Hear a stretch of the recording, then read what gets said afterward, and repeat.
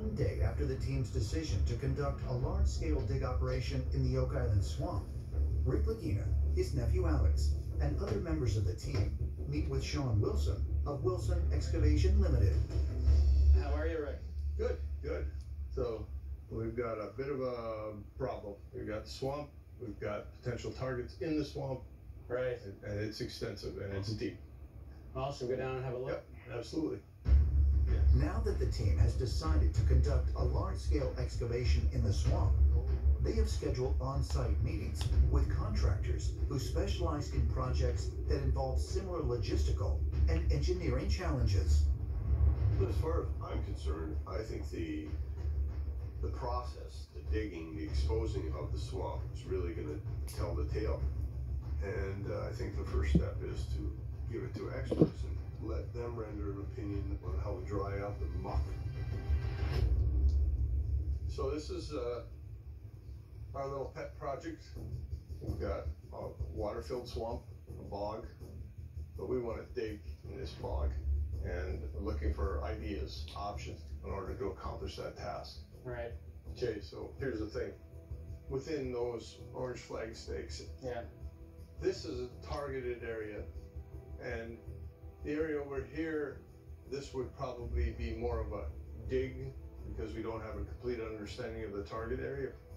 And over here, it would be more dig to search rather than dig to actually find. Right. Scott, if you want to show him the area of interest. Yeah.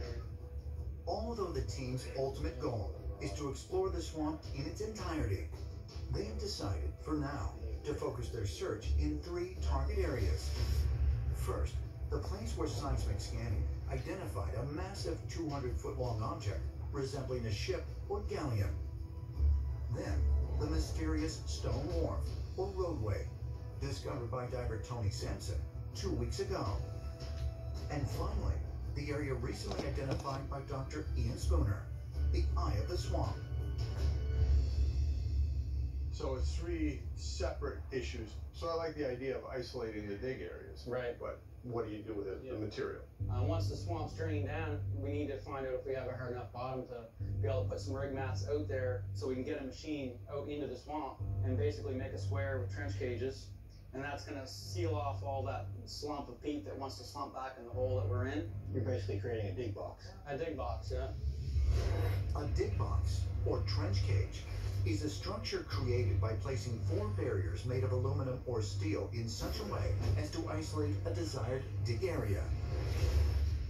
In addition to preventing cave-ins caused by loose soils and groundwater, dig boxes also provide a way to store the excavated earth and materials, known as spoils, so that they can later be searched by hand and metal detected for important clues. How big are these so-called trench cages? So we probably want to stay with some 16-foot cages. We want the cage to weigh at least 2-3 tons.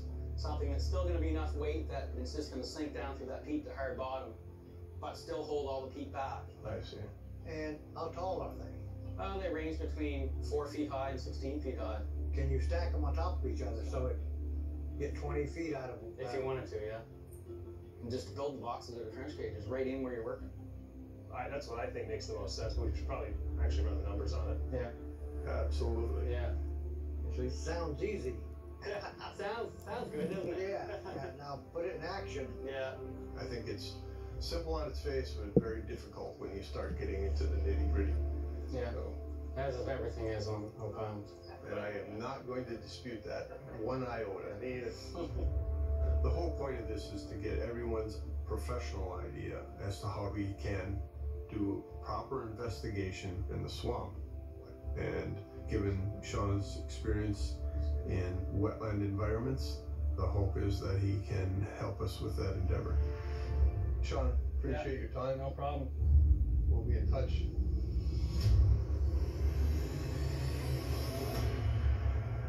Later that afternoon, Alex Lagina, along with his cousin Peter Fernetti and island historian Charles Barkhouse, travel to St. Mary's University in Halifax.